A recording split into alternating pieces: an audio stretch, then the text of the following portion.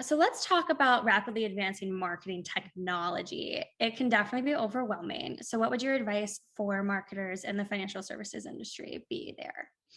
Yes, I'm really glad to talk about this because I worked in financial services through like the invention of the internet and email and how far it's come. It's been really exciting. I will say that, especially on the business to business side, financial services organizations have been very slow to get Mm, on board with this. There's some on the B2B side that still don't do e-signatures. You know, I e-sign at McDonald's, I e-sign at the Renaissance Fair standing in the dirt, but it's still for like these some of these very large, complex deals, they'll often want a wet signature, which is fine. They're right. coming around.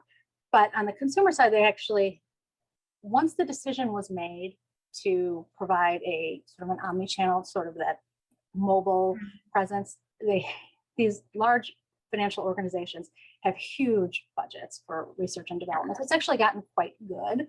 So that's good forward movement. But what I really want to talk about is the advancing marketing technology. So in 2011, there were 150 Martech stack solutions. So back in 2011, in Mhm. 2020, it went from 150 to 8,000, which Wow. is a lot. So I know I personally I can't be good at 150 things, let alone 8,000. 8,000. Yeah.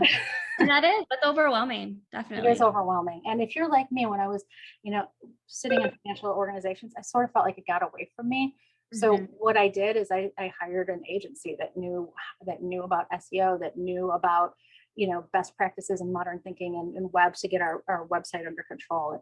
There's so many things that you can do. You could bring in an expert that knows about user experience or, you know, marketing attribution, whatever your goals are. There's people who can just give that sort of fractional marketing help, and that's my recommendation to get through the 8,000. Well, in 2020 there were 8,000, so that's definitely more than that now. There's new things coming out all the time, but there are experts that can help you without adding headcount.